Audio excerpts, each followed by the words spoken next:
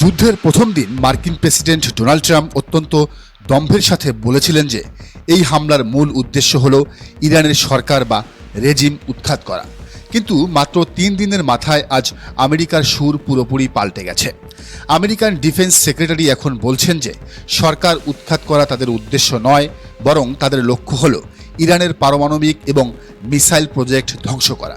কিছুক্ষণ আগে president Trump এক সাক্ষাৎকারে স্বীকার করে নিয়েছেন যে এই যুদ্ধ হয়তো কয়েক সপ্তাহ ধরে চলতে পারে। অর্থাৎ আমেরিকা এখন খুব ভালো করেই বুঝে গেছে যে চাইলেই রাতারাতি ইরানে সরকার উৎখাত করা কোনোভাবেই তাদের পক্ষে সম্ভব নয়। পরিস্থিতি এখন এমন পর্যায়ে পৌঁছেছে যে কুয়েতে কয়েকটি আমেরিকান যুদ্ধবিমান বিধ্বস্ত হওয়ার পর আমেরিকাকে বলতে হচ্ছে যে কুয়েতিরা নাকি ফ্রেন্ডলি ফায়ারে ভুল করে এই বিমানগুলো ধ্বংস করেছে।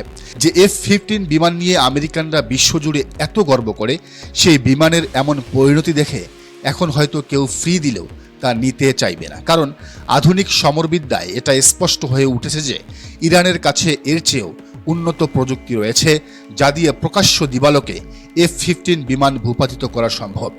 আমেরিকা এত বড় সামরিক ও প্রযুক্তিগত ক্ষতির লজ্জা মেনে নিতে পারছে না বলেই তাদের এমন সব হাস্যকর গল্পের অবতারণা করতে হচ্ছে। অন্যদিকে ইসরায়েলের গর্বের প্রতীক আয়রন ডোমের অহংকার আজ মাটিতে লুটিয়ে পড়েছে। 1000 কিলোমিটার দূর থেকে ছুটে এসে ইরানের মিসাইলগুলো এমনভাবে আঘাত হানছে যে খোদ ইসরায়েলের প্রধানমন্ত্রীর কার্যালয়েও হামলার ঘটনা ঘটেছে। এই আঘাত শুধু কাঠামোগত নয়, এটি পশ্চিমা বিশ্বের মনস্তাত্ত্বিক ভিত্তির উপর এক বিশাল আঘাত। যুদ্ধের এই ডোমিনো ইফেক্ট কাতারের গ্যাস রিফাইনারি ফ্যাসিলিটি আজকে বন্ধ ঘোষণা করা হয়েছে, যে গ্যাস রপ্তানির উপর দেশটির পুরো অর্থনীতি দাঁড়িয়ে আছে। এর ফলে আমেরিকা থেকে শুরু করে পৃথিবীর দেশে দেশে জ্বালানি তেল এবং গ্যাসের দাম হু হু করে বাড়ছে, যা বৈশ্বিক অর্থনীতিকে এক চরম অনিশ্চয়তার দিকে ঠেলে দিচ্ছে। এই সংকটের মুখে পশ্চিমা মিত্রদের মধ্যেও ফাটল ধরতে শুরু করেছে। আজ ট্রাম্প আক্ষেপ করে বলেছেন যে ইংল্যান্ড এই হামলায় আমেরিকার সাথে যোগ দেয়নি এবং এ কারণে তিনি ব্রিটিশ প্রধানমন্ত্রী স্যার কিয়ের স্টারমারের উপর চরম বিরক্ত। কিন্তু ব্রিটিশ প্রধানমন্ত্রীও বসে থাকেননি। তিনি সোজা জানিয়ে দিয়েছেন যে ইংল্যান্ড নিজ থেকে কোনো আগাম হামলায় অংশ নেবে না। এই বিভাজন শুধু পশ্চিমা বিশ্বেই নয়, মধ্যপ্রাচ্যের মিত্রদের মাঝেও স্পষ্ট হয়ে উঠেছে।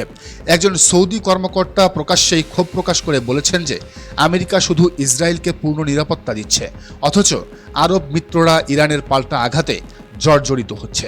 অর্থাৎ আমেরিকার দ্বৈতনীতি এবং পক্ষপাতিত্বের কারণে মধ্যপ্রাচ্যের সরকারগুলো আস্তে আস্তে ওয়াশিংটনের উপর চরম বিরক্ত হয়ে উঠছে। আজকে ডাটা এই যুদ্ধের গতিপথ নির্ধারণে অত্যন্ত গুরুত্বপূর্ণ, কারণ গতকাল রাত এবং আজকের পুরো দিনে ইরান সামরিক ও কৌশলগত দিক থেকে বেশ খানিকটা এগিয়ে ছিল। এখন সবার নজর সেদিকেই, আমেরিকা কীভাবে এই অপ্রত্যাশিত পরিস্থিতির প্রতিশোধ নেয়।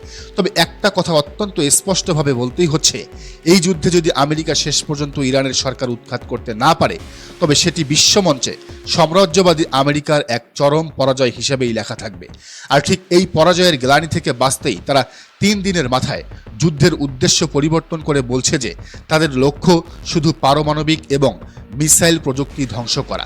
তারা আগেভাগেই এমন একটি বয়ান তৈরি করছে যেন যুদ্ধ শেষে কেউ মনে না করে যে আমেরিকা পরাজিত হয়েছে।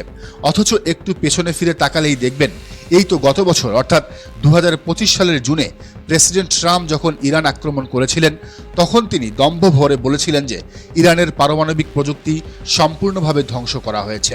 তাহলে প্রশ্ন জাগে, আজ আবার তারা নতুন করে কি ধ্বংস করতে চাইছে?